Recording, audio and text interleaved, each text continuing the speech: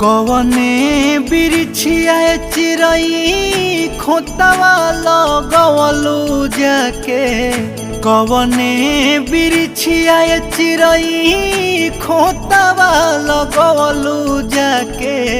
सुन कही के आंगना हमारा हो उड़ गइलू पखिया पासार हो।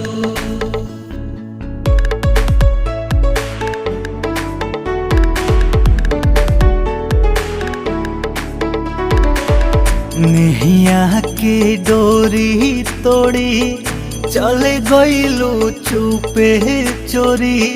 कवने नगरिया कवने गाँव हो खोजिले मन में बन में।